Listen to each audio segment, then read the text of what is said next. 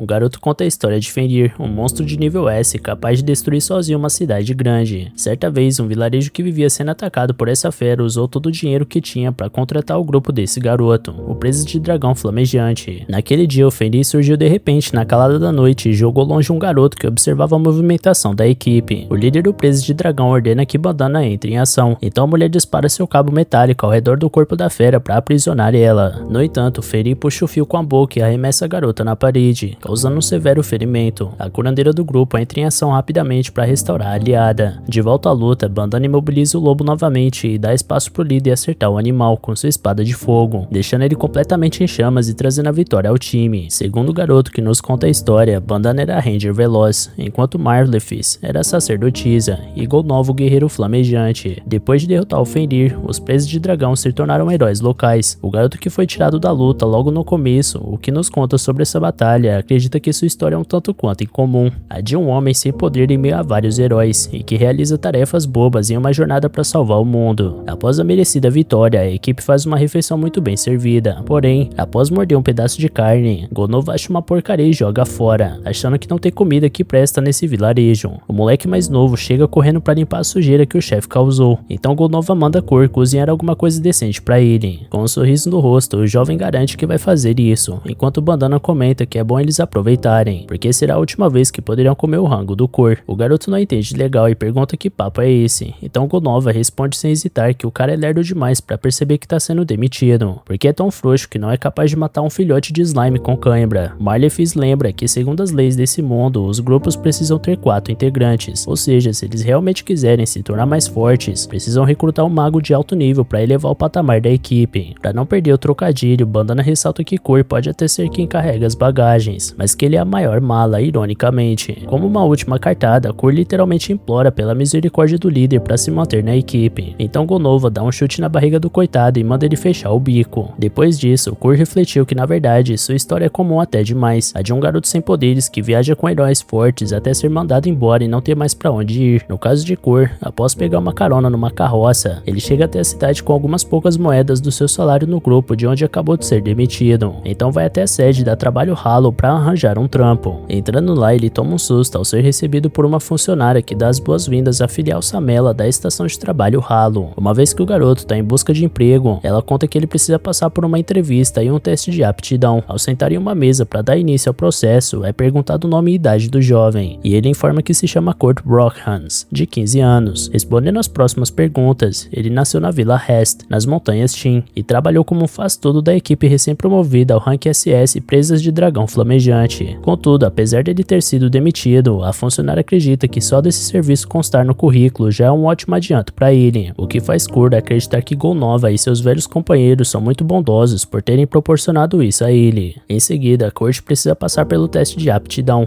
que é o talento concedido a ele por Deus, numa tentativa de encontrar seus talentos ocultos. As aptidões vão do rank G até o SSS, e são elas que diferenciam os garotos dos homens, porque ainda que o rank D não consiga cortar aço com determinada espada, um rank A pode ser capaz de fazer isso usando a mesma lâmina. Kurt tinha esperança de passar por uma grande virada na sua vida com esse teste, mas os resultados indicaram que ele não passava do rank G em todos os aspectos. Resumindo, o cara é um zero à esquerda e provavelmente ficará limitado a alguma escala 6x1 da vida, mas a mulher lembra que ainda não testou as capacidades de forja e alquimia dele porque o técnico não tá presente. Então, Kurt terá que esperar cerca de uma semana para ver se é bom nisso. O problema é que o rapaz não tem grana para ficar na cidade todo esse tempo, por isso a garota pensa em algum outro teste e pede para ele levantar um saco de areia que tava na sala. Logo ao tocar no saco, Kurt sente sua mana sendo drenada e até chega a erguer o objeto, mas o peso faz suas costas penderem para frente. De todo jeito, a aplicadora do teste diz que ele deve ser forte o bastante para tancar alguns trampos de pedreiro. Falando nisso, uma cidade fronteiriça no mar graveado de Taikone tá procurando gente para reparar as muralhas de lá, e Cor fica feliz por ter arranjado um serviço. Mais tarde, ao se dirigir ao chefe de obras com a carta de apresentação dada a ele, o homem dá uma olhada no chassi de grilo do camarada e não acredita que ele seja capaz de grande coisa, mas como tá sem pessoal é o que tem para hoje. Sendo assim, ele passa as instruções pro Cor fazer cimento e consertar a muralha. Cor ia perguntar se teria que imbuir mana no cimento para dar aquela fortalecida, mas é cortado pelo chefe que vai voltar para checar a situação em 3 horas e espera que o trabalhador já tenha usado pelo menos metade de um barril até lá e que o pagamento depende do desempenho. Ao ver o patrão indo embora, Cor reflete que colocar mana é um procedimento tão comum que o cara nem deve ter se dado ao trabalho de ter que explicar. Sendo sincero, ele fica surpreso por meio barril ser o bastante, mas seja como for, promete dar o seu máximo nesse trabalho. 3 horas depois, o chefe volta pra dar uma olhada e fica surpreso com o que o cara fez. Corey pede perdão já que acabou ficando sem cimento, mas tá longe de ser essa a questão. Na verdade, o camarada Kurt Rockhands consertou 1/3 do gigantesco muro oeste só nesse meio tempo. Sem acreditar, o adulto questiona como o garoto fez com as partes altas, já que não tem nenhum andaime ou escada por perto, e Corey explica que pegou o cimento e colocou na ponta de um pedaço de pau, dando o braço a torcer após menosprezar o magrelo. O cara pergunta por mais quanto tempo o jovem pretende trabalhar ali, e ele confessa que ficar por uma semana seria bom. Sendo assim, o homem libera o funcionário e entrega um saco com moedas pra ele, o máximo que ele tinha disponível consigo, mas depois ele passa o resto. Corey fica impressionado de ganhar tanta grana, já que estava acostumado com a esmola do seu antigo grupo. Isso faz ele ficar bem mais motivado. 3 dias depois, assim como o chefe, todo mundo que passava pelas muralhas norte e oeste podia ver e ficar incrédulo com o quão rápidas elas foram consertadas. Nesse dia, o contratante disse que Corey não precisava mais vir de amanhã em diante, porque o garoto simplesmente reparou a muralha inteira e deixou sem serviço pessoas que dependiam desse trabalho para se alimentar. Seja como for, servindo como consolo, o homem conta que o rendimento de Kurt é de um típico rank SS para esse tipo de trabalho. Portanto, dá o resto do pagamento pro garoto e recomenda que ele vá procurar outro emprego na capital. Curiosamente, apesar do excelente desempenho, Kurt volta pro ralo com uma sensação de fracasso, porque se sentiu chutado no fim das contas. No meio de outra conversa com a funcionária, ele acaba vendo uma bela garota arranjando confusão com o atendente. A entrevistadora de cor vai até lá para resolver a treta e fica sabendo que a cliente deseja contratar um minerador, mas insiste em pagar com base em bons resultados, sem pagamento antecipado por uma montanha, sem garantias. Já que é assim, a funcionária recomenda que a cliente recrute investidores para desenvolver a mina, mas ela argumenta que a montanha será confiscada se ela não pagar os impostos em uma semana. Entrando de gaiato no diálogo, Kurt se oferece para fazer esse serviço, porque sempre escavou nas minas da vila de onde veio, mas a contratante não parece satisfeita com o shape de formiga do operário, uma vez que preferia bem mais um anão parrudo com cara de mal. O problema é que, como informa a funcionária, a mulher teria que desembolsar 10 moedas de prata pelo anão, o que ela deixa bem claro que não está disposta a fazer, ou seja, o negócio é levar esse cara mesmo. Enfim, após a cliente sair insatisfeita com seu novo empregado, a funcionária da estação de trabalho comenta com a colega que Kurt é bonzinho demais. Aliás, com aquela aparência adorável, ele poderia facilmente trabalhar em algum alojamento de lazer, se é que você me entende. Escutando aquela baboseira, a amiga pede pra senhorita Kirschel tomar tenência e entrega na mão dela o cartão com o resto do pagamento que o garoto deveria receber por conta do reparo da muralha. A mulher dá uma olhada no valor de 200 moedas e perde as estribeiras com um valor tão grande, tanto que acaba perdendo o equilíbrio e caindo de costas, após tropeçar nos sacos de areia que Kurt tinha levantado. Na verdade, a colega comenta que isso não é areia, e sim sacos usados para medir a quantidade de mana que uma pessoa tem, e que ficam mais pesados quanto mais energia mágica a pessoa tem, embora geralmente não reajam a pessoas comuns. Na real, é preciso mana no nível de um mago da corte para ativar esses sacos. Escutando isso, Kirschel levanta o saco e até sente o peso, mas nem tanto. Na hora, ela lembra do Kurt tendo extrema dificuldade para levantar esse negócio, e passa a se perguntar quem é aquele cara. Falando no rapaz, ele é guiado para trabalhar em uma região mais afastada onde só tinha uma pequena barraca, onde ele e a patroa devem dormir juntos, segundo ela mesma. Kurt afirma que não pode dividir uma barraca com uma mulher tão bonita quanto a senhorita Yulisha. Essa frase deixa a mulher morta de constrangimento, achando que o garoto tá brincando com a cara dela, mas Kurt garante que nunca viu uma pessoa tão bonita quanto ela em toda a sua extensa vida de 15 anos. Yulisha não quer saber desse papo e manda o garoto parar de falar. Logo ela comenta que é aventureira desde os 10 anos, por isso não tem nem como ela ser bonita. Dito isso, ela joga na mão do empregado alguma comida feia embalada, e Kurt acha isso o máximo, afinal, fazia muito tempo que ninguém cozinhava nada pra ele. Aliás, ele pensa sozinho que Golnova e os outros nunca comiam com ele, ao contrário dessa nova patroa que parece ser gente fina. À noite, já deitado, o garoto não consegue pregar o olho e decide virar pra ver se a chefinha já apagou. Quando ele coloca os olhos na patroa, nota que a mesma tá vestida apenas com uma pequena roupa, obrigando o cara a tampar a própria boca pra que ninguém escutasse o gritinho abafado que ele deu. Feito isso, ele lamenta que o Lixa seja tão ingênua, afinal ele é um homem. Fingindo tá dormindo, a mulher pensa sozinha que usou justamente essa estratégia pra saber se Kurt era do tipo que atacaria ela, mas ele é bem bonzinho, além de bonito e divertido de provocar. No dia seguinte, ela descobre que seu empregado dormiu fora da barraca a noite toda, e nota que ele consertou o botão do casaco dela. Agradecida, Yulisha acha que talvez Kurt esteja no emprego errado, mas já que ele tá ali, ela anuncia que em breve os dois começarão o trabalho, porque ainda essa semana ela precisa ganhar 10 moedas de ouro. Para isso, ela planeja começar a cavar em algum lugar próximo. próximo, mas Kurt ressalta que ela não vai achar minério nenhum se cavar aleatoriamente, e que seria melhor ele dar uma olhada para ver se acha alguma coisa. Como a patroa deu o braço a torcer, o minerador encontra um cristal que deve valer sozinho uns 3 de ouro. Algum tempo depois, Kurt examinou as rochas ao redor em tempo recorde, e extraiu uma grande quantidade de cristais. Impressionada, a chefa pergunta se agora o próximo passo é vender esses itens, mas ele explica que todos, fora o primeiro, são pequenos demais para valerem muito. Então o negócio é transformar eles em cristais mágicos, e Ulisha achava que havia menos de 10 artesãos mágicos no reino para fazer esse serviço, mas em questão de poucos segundos, seu novo funcionário realizou o processo com uma facilidade monstruosa, sendo que geralmente demora uma hora para concretizar isso. Antes da chegada da noite, Ulisha se despede do garoto para vender os cristais mágicos, e deve voltar amanhã de manhã, e Kurt decide ficar para fazer algumas coisas por ali. Quando vê o cara dando um tchau, a mulher se esforça para não derreter de amor pela fofura do sujeito. Logo quando chega na cidade para vender os itens, Ulisha é perguntada no balcão sobre os documentos para vender cristais do exterior, mas ela informa que esses foram produzidos internamente. Confuso, o soldado questiona de qual ateliê ela é, então ela mostra um cordão que prova que ela é uma aventureira que serve diretamente à família real. Com isso, ela consegue acesso a uma pedra de teletransporte para ir à capital. Como Ulisha é uma ex-aventureira que serve à realeza, esse pessoal não acreditaria nela mesmo que dissesse a verdade. Em seguida, Ulisha vai até uma amiga e pede para ela comprar um pouco dos cristais. A garota avalia que o brilho de uma das peças da amostra não parece tão forte, portanto não deve valer muito, talvez cerca de 10 pratas. E Ulisha já esperava alguma surpresa negativa por conta do pouco tempo que Kurt precisou para imbuir mana nos itens. Porém, de repente, a compradora avalia mais uma vez os cristais e decide que está disposta a pagar 10 moedas de ouro só por aquele cristal, porque ele tem 10 vezes mais mana do que o normal, e que o brilho não tá forte porque o cristal foi tratado para evitar que a mana vaze do interior. Logo, como Ulisha tinha 50 cristais, a compradora coloca no balcão um saco com 500 moedas de ouro sem pensar duas vezes, mas pede duas coisas para a amiga. Em primeiro lugar, ela não deve vender esses cristais mágicos em lugar nenhum que não seja essa loja, porque não seria do interesse do reino ter cristais tão fortes tendo circulação regular no mercado. Em segundo, ela pede que Ulisha conte quem fez o processo de imbuir mana nesses itens, mas a patroa do Kurt se recusa a passar informações do funcionário sem a permissão dele. Diante disso, com uma carteirada de leve, a dona da loja lembra que é uma maga da corte real com status de conde honorário, ou seja, isso é uma ordem. No entanto, Ulisha argumenta que não serve mais à família real e não tem que obedecer esse tipo de ordem. Então a amiga desiste e só pede para a mulher não deixar o responsável por isso sair do país, e pede para informar que está oferecendo a ele um cargo de diretor de um laboratório real de pesquisa de tecnologia mágica, com o título de barão honorário, ou até conde honorário. Depois disso, na saída da loja, Ulisha tenta entender como diabos ela acabou de conseguir 500 moedas de ouro, e como aquele moleque pode virar conde do nada. Como não consegue tirar isso da cabeça, ela volta até a estação de trabalho para perguntar a Kirchell sobre Kurt. Curiosamente, a atendente também queria saber algumas coisas sobre esse garoto. De início, ela tentou proteger a privacidade do cliente, mas quando Ulisha mostrou seu brasão, a garota revelou que Kurt era do preso de dragão flamejante, mas foi demitido e agora ganhou 200 moedas de ouro por consertar uma muralha sozinho no mar graveado de Taikone. Por falar em grana, a ex-aventureira pede para a funcionária do local depositar 499 moedas de ouro na conta do Kurt e ordena que ela não divulgue nenhuma informação sobre esse garoto. Passadas algumas horas, Ulisha volta pro local onde seu minerador está e descobre que ele construiu simplesmente uma casa de madeira no local em menos de um dia. Ela pergunta se ele acha isso normal e o garoto explica que geral faz isso na cidade natal dele.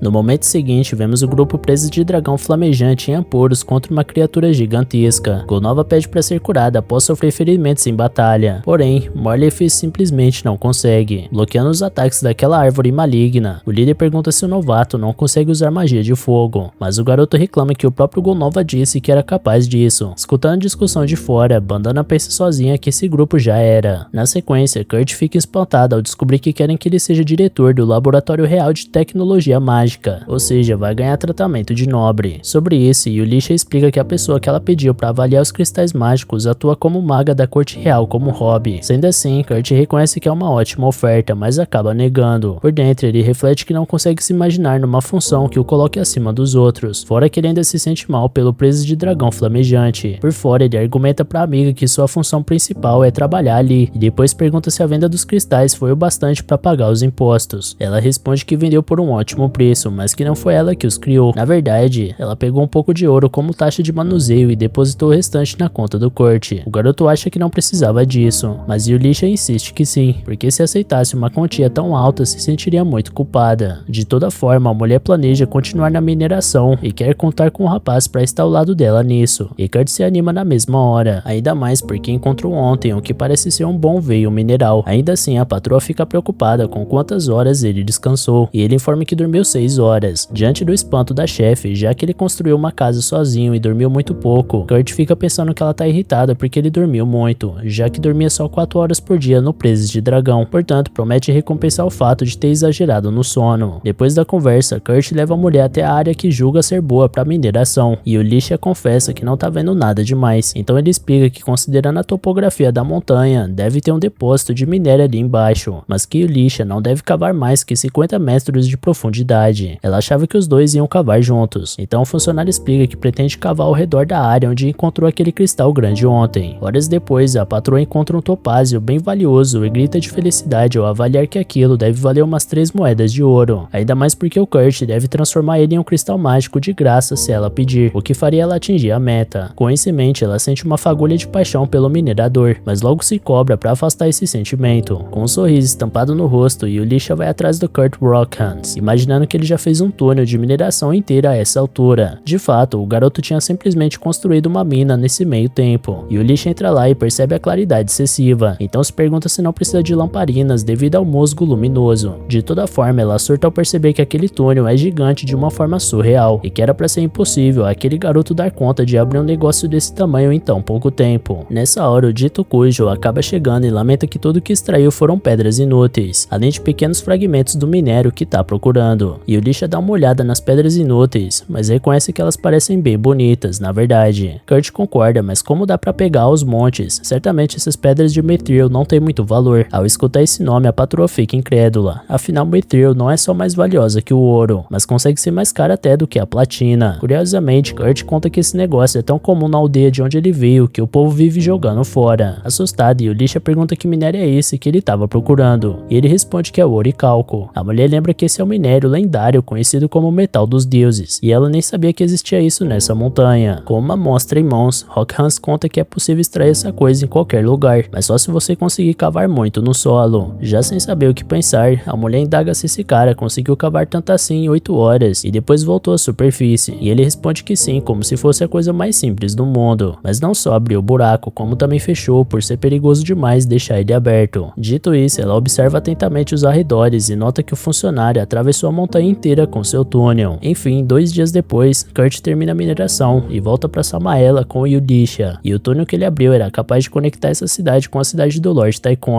Por isso, Yulisha permitiu que membros da guilda de comerciantes usassem ele em troca do pagamento de uma taxa de manutenção, e a mulher vai poder cobrir os impostos com essa grana. Em algum momento, enquanto andava na rua, Kurt é abordado por Bandana, que conta pra ele que não faz mais parte do Presas de Dragão Flamejante depois de várias coisas acontecerem. Ela lembra que certo dia, Golnova comeu em um restaurante popular e saiu sem pagar a conta, por achar que a comida tava uma porcaria. Ao encontrar com Bandana na rua, ele queria saber se eles ainda tinham a carne defumada que o Kurt tinha feito, mas ela lembra que o líder da equipe comeu tudo. Escutando isso, o homem aponta a espada pra subordinada e manda ela trazer o moleque de volta, e que não tem problema machucar ele um pouco se ele se recusar a cozinhar. Na maior calma, Bandana garante que vai fazer o que puder, e usando sua velocidade, ele pega emprestado, sem pedir, o cristal de teletransporte do chefe. Ao sair do beco onde encontrou Golnova, ela vê os guardas procurando ele por conta da confusão no restaurante, e pensa que Marlefis teve sorte por ter sido chamada pela igreja. No fim, ela estava certa. O grupo acabou indo pro ralo, e Bandana decide visitar o líder só quando estiver afim. Ao se recordar disso, Bandana decide deixar toda essa história de lado e só dizer que foi mandada embora, porque não quer que seu alvo de vigia também se envolva nessa confusão. Ao escutar isso, Kurt lamenta não poder voltar pro Presas de Dragão agora. Afinal, ele admira muito Golnova e sente que deve muito a ele. Enfim, Bandana conta que tem uma conhecida de um ateliê que tá precisando de ajuda. Segundo ela, há apenas 15 ateliê Meister com permissão oficial no país, e uma dessas pessoas importantes está em apuros, e seria bom se Kurt pudesse dar uma mãozinha. Surpreso e feliz por ter sido considerado útil para alguém, o jovem aceita ajudar de forma entusiasmada. Então a mulher passa o endereço pro garoto, que sai correndo na direção do local. Já sozinha, Bandana pensa que ser aprendiz da grande sábia não é uma tarefa fácil. A caminho da sua missão, Kurt lembra que os ateliês, conhecidos como ateliers, são instalações que produzem e vendem principalmente medicamentos, espadas mágicas, dispositivos mágicos e coisas nesse sentido. O chefe de um ateliê com permissão oficial é conhecido como Atelier Meister e recebe autorização para desenvolver esses locais, além de serem tratados como visconde em termos de posição. Sinceramente, o garoto não fazia ideia de que existia alguém assim na cidade. Logo ele chega no endereço descrito no papel entregue por Bandana e até acha que a casa parece bastante com a de alguém comum, mas numa placa estava escrito Atelier Ofélia. Ao bater na porta, ele é atendido por uma jovem garotinha, certamente muito nova para ser considerada uma mestra. Vendo a cara de espanto do humano, a garota acha que ele tá agindo assim por não estar acostumado a lidar com elfos. Então o garoto explica que não tem nada disso e questiona se ela é a mestra do ateliê. Ela responde que é apenas Michelle Lalacota, assistente da patroa. Kurt conta que veio ajudar por recomendação da senhorita Bandana. Então a assistente puxa o rapaz pra dentro de tão alegre por finalmente ter alguém pra dar uma mão. Chegando no local do problema, Kurt tampa o nariz de tão fedorento que tava aquilo. Na verdade, parece que precisavam de alguém pra limpar a cozinha. E Kurt abre um sorriso amargo ao perceber que jamais seria considerado útil pra ajudar diretamente no ateliê. Nisso, Michelle é chamada pela chefe, então deixa o garoto sozinho com aquela zona. Sem hesitar, ele bate no peito, veste um avental e limpa aquela bagunça toda em 30 minutos. Sem saber o que fazer em seguida, ele segue pelo caminho por onde Michelle tinha passado e vai atrás dela, até bater numa porta onde recebe permissão para entrar, mas lá dentro tinha uma garota com menos roupas do que o apropriado. Confusa, ela pergunta quem ele é, e Kurt se apresenta no susto, além de pedir perdão por ter entrado nessa situação. Sem ligar muito para isso, a moça avisa que Lady Ophelia foi para o porão. Nessa hora, Kurt repara na marca de uma maldição que tem na barriga da garota e pede para dar uma olhada de mais perto. Com a permissão dela, ele toca a marca e vê que ela não sente dor, provavelmente porque a maldição já consumiu tanta garota que ela nem sente mais. Pelo menos o estômago dela ainda funcionava, porque a de Takuja dá uma roncada de barriga sinistra. Sendo assim, Kurt se propõe a preparar uma comida bem leve para ela. Ao chegar na cozinha, ele se dá conta que estava tocando no corpo de uma mulher e fica com vergonha. E a distração faz ele tropeçar num banco no meio do caminho e cair de cara no chão. Enquanto isso, Yulisha estava numa reunião com sua amiga da corte, querendo saber qual seria o valor. A garota de cabelo roxo oferece 50 mil de ouro pelo mithril e o oricalco, o que deixa a empresária suando de tanto dinheiro que foi mencionado. Aliás, ela questiona o que Mimiko acha que vai acontecer se descobrirem que Kurt Rockhans existe, e Mimiko responde na lata que o garoto seria facilmente raptado, ou até morto. Sinceramente, ela nem sabe como um cara tão monstruoso conseguiu se manter anônimo por tanto tempo. E Yulisha comenta que ele foi demitido do Presas de Dragão Flamejante. Isso faz Mimiko lembrar que o líder desse grupo está sendo procurado pelas autoridades. Ela quer saber o que a colega planeja fazer com o garoto a partir de agora. E Yulisha espera poder colocar ele na posição de Atelier Meister, porque limitar suas ações seria melhor do que ele se destacar por aí. Além disso, ela própria queria ser contratada como guarda, mas não faz ideia de como fazer com que ele aceite isso, porque o garoto não tem a menor noção da real capacidade que possui. E por falar no rapaz, Kurt estava de boa preparando o rango, até que nota a chegada de Michelle junto a uma mulher alta, e as duas ficam impressionadas com a limpeza da cozinha. Ele pergunta se ela é a Lady Ophelia, o que ela confirma. O garoto pede desculpas por estar usando a cozinha sem permissão para fazer esse mingau, e explica que tinha uma garota no quarto dos fundos que estava com fome. Surpresa por ele ter conhecido a garota, a mestra deixa claro que o garoto não deve falar dela para ninguém, e Kurt promete ficar de boca fechada. Assim, Ophelia paga uma quantia generosa ao rapaz pelo serviço de hoje, e pede para ele voltar amanhã no mesmo horário. Quando Kurt se vai, a mestra lamenta ter permitido que aquela garota tenha tido contato com estranhos, porque ela precisa fazer de tudo para que a maldição não piore. Em seguida, Ophelia vai até o quarto da tal garota com a refeição, e pede para ela não abrir as cortinas da forma como estava fazendo naquele exato momento, uma vez que alguém poderia ver ela. Notando que a roupa da jovem tá muito folgada, a mestra se ajoelha para descobrir como poderia ajustar aquele pijama, até que ouve a barriga da garota roncar loucamente e solta uma risada. Depois, ela levanta para verificar se a comida dela tá com veneno, mas a jovem acha que não é preciso, porque se foi aquele garoto que fez, sua intuição diz que ele tem um bom coração e não faria nenhum mal. Além disso, ela já tá um caco por conta da maldição, e não seria necessário nenhum veneno para acabar com ela a essa altura. Por falar nisso, por não saber quem jogou essa maldição nela, a garota confessa que passou a vida suspeitando de todo mundo, mas hoje, pelo menos, ela gostaria de confiar em alguém até o fim. Dito isso, ela sente o cheiro bom do mingau e imagina que o cozinheiro tenha colocado ervas. Na primeira colherada, ela se apaixona pelo sabor e sente seu coração ficar bem quentinho. Vendo que tá tudo bem, Ophelia fica aliviada e se dirige até a porta, até que a garotinha começa a se sentir sufocada e cai no chão. Imaginando que a comida estava mesmo envenenada, Ophelia começa a se culpar por ter sido descuidada, enquanto sente um ódio profundo por Kurt Rockhans. A mestra corre para pegar um antídoto, mas Lizzie se levanta e afirma ter sido curada por algum motivo. De fato, a marca da maldição tinha desaparecido completamente, o que deixa Ophelia extremamente confusa. Sem demorar, um homem numa túnica preta lamenta ao seu chefe porque a maldição foi quebrada e promete reformular ela. No entanto, o superior conta que eles não vão mais esperar por isso e já decidiram recorrer a outros meios. Afinal de contas, Lady Licelotte precisa morrer de qualquer jeito. Em meio a isso, Ophelia visita Mimico diante da situação grave e nota a presença de Yulisha, a ex-aventureira da família real. Lady Licelotte retira seu capuz. Então, Yulisha e Mimico se ajoelham imediatamente diante da presença ilustre da terceira princesa. Mimico achava que ela estava doente, mas Ophelia explica que a princesa foi amaldiçoada por alguém que queria tirar sua vida, porque Lice é a única filha nascida entre sua majestade real e a princesa Françoise, a mulher com quem ele se casou ao leste do Império Gurumaku, ou seja, a existência de Licelotte é um símbolo de paz entre essas duas nações. Yulisha deduz a partir disso que tem alguém querendo destruir essa relação pacífica, e Ophelia acrescenta que com o fim da guerra da nação deles contra a nação ao norte, com certeza há pessoas que gostariam de provocar outro conflito. Mimico dá um abraço de alegria por ver que a princesa tá bem, e Lice espera contar com a ajuda da amiga para descobrir quem lançou a maldição nela. Sobre isso, Mimico garante que sua lealdade está com a princesa e sua falecida alteza, Françoise. Dito isso, ela se sente surpresa por Lice ter quebrado uma maldição tão potente, e a monarca conta com alegria que foi tudo graças a um homem chamado Kurt, o que deixa Mimico e Yulisha de cabelo em pé.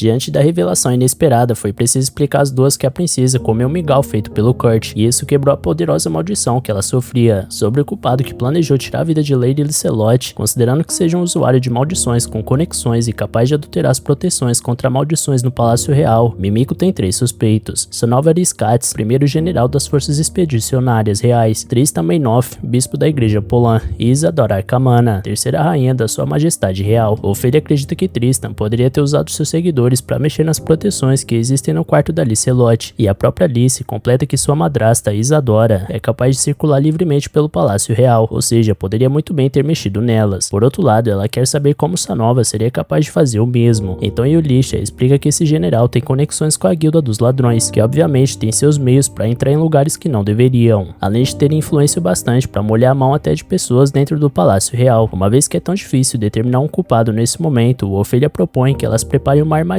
para pegar esse rato. Por exemplo, Lice fez 15 anos há pouco tempo e se tornou adulta, e a tradição manda que ela deixe o palácio para treinar por 1 ano. Então a ideia é criar um ateliê que não existe, administrado por um meister de mentira, onde Lice vai treinar. Com certeza, o culpado vai começar a coletar informações sobre o suposto mestre desse local. Mimico deduz que se fosse alguém que realmente existisse, os ladrões coletariam informações em pouco tempo, mas já que ele não existe de verdade, não há o que ser coletado, e essa isca vai confundir o culpado e dar tempo para elas investigarem mais a fundo a situação. No entanto, Ophelia diz que é preciso preparar alguma conquista para essa pessoa que será o falso atelier meister, mas Yulisha tem a coisa certa para isso, um cristal mágico. Ophelia pega o item e fica assustada com a qualidade daquilo, então a dona da mina conta que foi o Kurt quem fez isso, o que deixa a mestre e a princesa de boca aberta novamente. Mais tarde, Kurt chega até a porta do ateliê da Ophelia e vê um aviso de que o lugar está temporariamente fechado por conta de algum imprevisto não citado. Nisso, Michelle acaba chegando, então o garoto aproveita para questionar o que houve. Ela explica que depois que Kurt saiu ontem, a mestra dela saiu de repente para algum lugar, e a garota sente muito que não há como o rapaz ajudar no ateliê agora. Por conta disso, o coitado sai de cabeça baixa e achando que deu outra mancada que fez a dona do lugar chutar ele. De todo jeito, seu estômago ronca e determina que é hora de comer, então o sujeito vai até um restaurante para matar a fome com um sorriso estampado no rosto. Lá tinha um grupo de guerreiros discutindo em uma das mesas. A mulher do trio questionava o que eles iam fazer, porque precisam entregar alguma coisa até hoje. Um homem responde que não sabe, porque o médico disse que tal pessoa precisa ficar de repouso por 1 semana, mas sem o carregador deles, eles terão que recusar esse pedido. O problema é que eles não têm como pagar a taxa de cancelamento, portanto a garota acha melhor que esses mesmos carreguem suas coisas. Porém, o companheiro lembra que eles ficarão muito vulneráveis a ataques se estiverem cheios de carga. Kurt ouve a discussão e acha que poderia servir como carregador para esse povo, portanto se aproxima da equipe e pede na cara dura para servir de mula, porque ainda que seja inútil em combate, possui um talento incrível para carregar coisas nas costas. A garota garota despreza o fato de um moleque como aquele achar que pode dar conta do recado, mas o colega dá um cascudo na cabeça dela e lembra que ela tem a mesma idade desse cara. Esse homem pede desculpas pelo comportamento da irmã,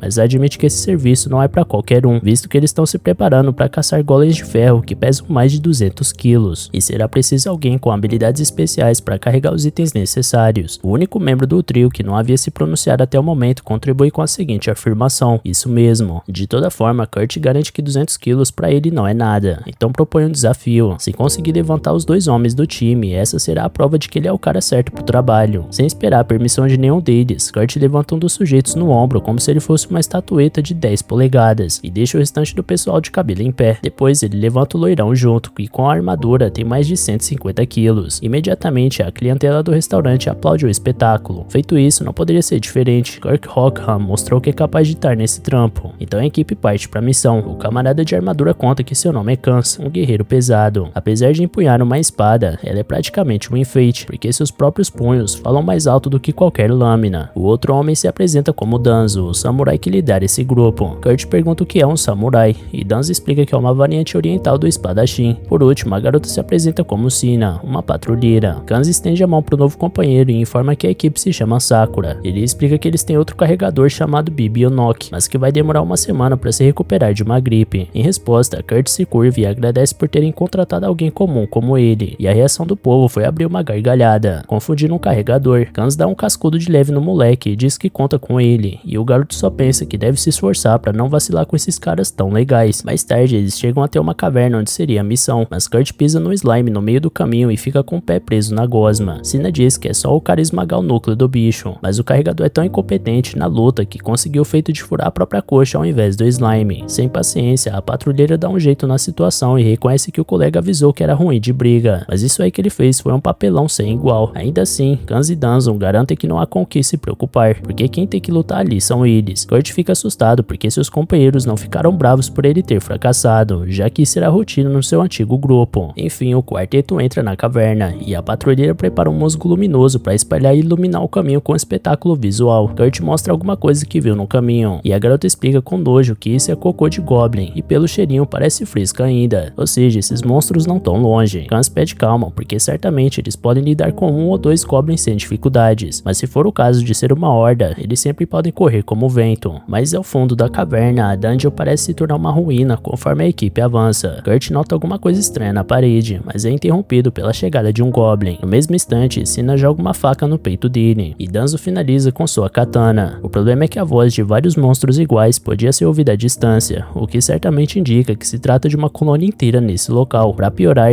eles estão vindo logo da entrada, o que quer dizer uma coisa: não será possível fugir. O grupo Sakura precisa lutar. Sina sabe que eles não têm a menor chance, mas Kurt volta a mexer na parede onde suspeitou de algo e acaba encontrando uma passagem secreta. Entretanto, ao ouvirem a sugestão de todos entrarem após o Kurt, apenas Sina entra e fecha a passagem. Do outro lado da porta, Kans conta que é impossível escapar de tantos goblins enquanto se procura uma saída. Portanto, os dois devem ir na frente. Kurt responde que quer ficar e lutar, mas Sina grita com os olhos marejando que o cara não consegue nem derrotar um slime e tá com essa postura que só vai atrapalhar Kans e Danzo. Escutando as duras palavras, o carregador reflete que a garota queria muito estar lutando ao lado dos camaradas. Do outro lado, Kans pergunta se Danzo se arrependeu da decisão, e ele garante que não e devolve a pergunta. Kans responde que morrer pra proteger a irmãzinha é a maior honra que o irmão mais velho pode ter. O samurai conclui que uma morte que não traz vergonha é o orgulho de um guerreiro, e o amigo concorda que não existe arrependimento em lutar para que seus companheiros sobrevivam. Kurt consegue ouvir aquela conversa e fica espantado por ter sido aceito como um deles tão rápido, embora lamente que não possa fazer nada para ajudar. De todo jeito, Sina garante que Danzo e seu irmão vão sobreviver, então ilumina a passagem secreta para seguir seu caminho. Mas isso traz uma terrível consequência. Ao fundo daquela passagem tinha golems dragões de ferro. Enquanto isso, Yulish e Licelote chegam até a pousada em que Kurt está hospedado, e Yulish pede que a garota esconda do garoto que ela é a princesa. Ela concorda e ressalta que seria melhor ser chamada de Lice para evitar formalidades. Então a mais velha aproveita e pede para ser chamada de Yuli. Animada para rever o garoto que tanto a encantou, a princesa invade o quarto dele na maior empolgação, mas seu sorriso vai embora à medida que ela nota que o mesmo não tá em casa. Por algum motivo, Bandana estava do lado de fora da porta e revela que o garoto tá numa caverna no nordeste com o grupo Sakura. Yuli corre para ver quem era, mas Bandana tinha sumido. Ela acredita que isso pode ser uma armadilha, mas se Kurt realmente estiver nessa caverna, foi terminado recentemente um treinamento de combate naquela região, então há riscos de muitos goblins sobreviventes inocentes terem fugido pra lá. Por essa razão, Yulisha decide ir em busca do companheiro, enquanto Lisa deve ficar na cidade. Porém, a princesa insiste em ir junto, afinal, não é inteligente se afastar da pessoa que você tá protegendo, além de que ela aprendeu a usar magia como membro da família real e sabe se virar, já que assim a protetora aceita, mas pede que a protegida não saia do seu lado em momento algum. Algum tempo depois, as duas chegam ao local em que supostamente estaria Kurt Hawkhans. O musgo luminoso fresco nas paredes indicava que realmente alguém tinha passado por lá recentemente, e Lisa ainda encontra as pegadas do Kurt, embora Yuli não faça ideia de como essa garota sabe que as pegadas são dele. Mais à frente, Lisa sente dificuldades de identificar os vestígios quando chega a parte da ruína, então ativa sua habilidade Sentidos Aflorados para assistir com mais eficácia qualquer traço da passagem do garoto. Nisso, ela sente o perfume do alvo e corre em certa direção, e mais uma vez Yulisha tenta entender como ela se lembra do cheiro daquele cidadão. Ao correr na direção do cheiro, a princesa ouve sons de uma luta ao fundo, então Yuli manda ele ficar ali e desembainha sua espada, ao passo que Lise concede um aprimoramento físico para a aliada antes que ela partisse. No olho do furacão, Kans e Danzo fazem o que podem diante de uma enxurrada de goblins enfurecidos, até que uma terceira combatente surge para mudar o rumo dessa batalha. Dentro da passagem secreta, Sina parece não acreditar no azar que eles tiveram de dar de cara com essa criatura, e ela começa a se arrepender de ter aceitado essa missão, porque agora todos os seus amigos estão em perigo. Sentindo culpa, ela pede perdão ao Kurt por ter arrastado ele até ali, afinal não há como eles se livrarem de uma ameaça desse nível, uma vez que esses golems dragões servem para proteger as passagens. Eles serão atacados assim que tentarem atravessar. Por sua vez, Kurt consola a garota e se levanta para cuidar dos golems. Diante do pavor da coitada, que não entende o que diabos deu na cabeça desse maluco, Hawkhans se aproxima dos golems, desvia do golpe de um deles e solta a cauda do mesmo como se tivesse desparafusado ela. Em seguida, ele faz o mesmo com a cabeça do monstro, desmontando ele parte por parte ao fincar sua adaga em aberturas específicas daquela couraça. Assim que ele faz isso com todos os inimigos, Sina adoraria saber o que tá acontecendo nesse lugar, então Kurt explica que tá acostumado a minerar golems de ferro. Em seguida, Yulisha alcança os dois membros que entraram na passagem secreta, então a patrulheira conta, com o terror em seus olhos, que aquele garoto desmontou cada golem como se estivesse brincando de Lego, e ainda chamou isso de mineração. Vendo que a parceira voltou, Kurt pede pra ela ajudar Kans e Danzo, mas ela informa que os dois estão vivos. Nisso, ela pensa sozinha que ouviu lendas sobre um homem com aptidão nível G em combate que, por acaso, tinha uma aptidão nível S em colheita. Pelo que dizem, esse homem usou uma foice para derrotar um dragão espiento, e Yuli associa o caso do Kurt a essa lenda. Por último, Liselot chega em seguida e seus olhos brilham diante do talento inigualável do mestre Hawkhans. Após a equipe inteira se reagrupar, Kans lamenta não ter descoberto sobre a possível infestação de goblins que teria ocorrido no Nordeste. Seja como for, ele e Danzo agradecem humildemente pela ajuda de Lady Yulisha. Por sua vez, Yuli conta a Kurt que será criado um novo ateliê em breve, e que ela vai trabalhar lá como aventureira-chefe direta, e que ele deveria trabalhar lá também. Kurt argumenta que já tá trabalhando com o Sakura, mas Kans ressalta que o garoto não pode perder essa oportunidade de jeito nenhum. E por falar nisso, Yuli conta que precisa de mão de obra pro ateliê, então convida os aventureiros para se juntarem ao projeto. Na mesma hora, os dois homens do Sakura celebram, mas Sina continua triste no seu canto, já que ele vai pro ateliê e Yulisha pede pra Kurt fazer um teste de aptidão quando eles voltarem. Resolvida essa missão, todos retornam à cidade, e Kurt vai até a estação de trabalho Halo, onde é recebido por Mimiko, que se apresenta como maga da corte real e encarregada de realizar o teste de aptidão do rapaz. Aliás, ela comenta que já viu o cristal mágico dele, mas que precisava ver o autor dessa obra pessoalmente. À noite, o grupo Sakura comemora o sucesso da missão e o convite pro ateliê, com a presença da ilustre Liselot, embora Sina continue cabisbaixa por algum motivo. Voltando a Mimiko, ela informa a Yulisha que Hawkhans tem as seguintes aptidões: classificação B para limpeza, culinária e mineração, e rank C pro resto. Yuli pergunta quais foram os resultados reais, e a maga responde que essa estação de trabalho só é capaz de medir talentos entre os ranks G e SS, ou seja, qualquer coisa além da capacidade de medição é rank SSS, e esse é o caso desse garoto. Além disso, até o poder mágico latente dele era muito maior que o da maga da corte, e Yuli já tinha suas suspeitas, mas essa é a prova de que ele é o cara certo para seu ateliê Meister secreto. Mimiko salienta que foi sorte ela ter feito esse teste, porque se fosse outra pessoa, certamente essa informação poderia vazar. Dito isso, Kirschel aparece em choque ao ver os resultados do Hawkhans em cima da mesa. Mimiko e Yuli fingem que acabaram de descobrir isso também, e que seria muito perigoso se alguém de fora soubesse, então a funcionária tampa os ouvidos e grita que não ouviu nada.